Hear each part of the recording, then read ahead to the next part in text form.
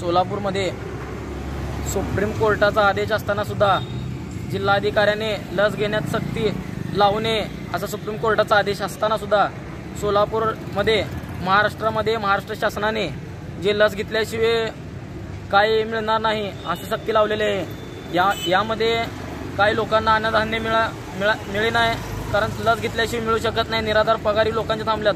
जे लोकांचे यावर जी घरं चालणार आहेत ते सर्व काही महाराष्ट्र शासनानं बंद करण्याची वेळ आता सध्याच्या परिस्थितीला आणली आहे। पण आता चालू घडीला म्हणलं तर आम्ही या ठिकाणी कुंभारवेस या ठिकाणी पेट्रोल भरण्यात आले असता हे सांगतात की दोन डोस घेतल्याशिवाय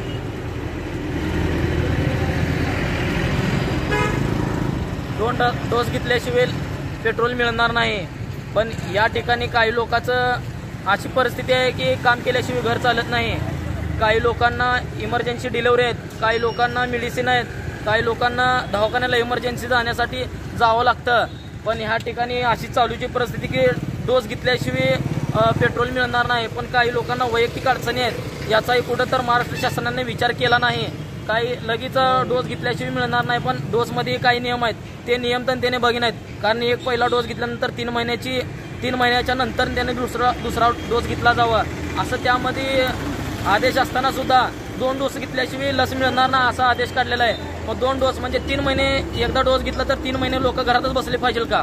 काही लोकांना इमर्जन्सी काम आहेत, याचाही कुठंतरी जिल्हाधिकाऱ्यांनी वैयक्तिक लक्ष देऊन जे इमर्जन्सी लोक आहेत त्या लोकांची आळसांड करू नये आणि त्वरित नाही का हे सर्व काही थांबून जे लोकांवर गरिबांवर जे अन्याय अत्याचार होत आहे ते कुठं तर थांबला पाहिजे आणि जे लोक अडचणी आहेत त्यांचे प्रश्न सुटले पाहिजे याचा जिल्हाधिकाऱ्यांनी विचार करावा आणि काही लोकांचे इमर्जन्सी काम आहे ते काम होऊ द्यावं, मी असं जिल्हाधिकाऱ्याला विनंती करतो।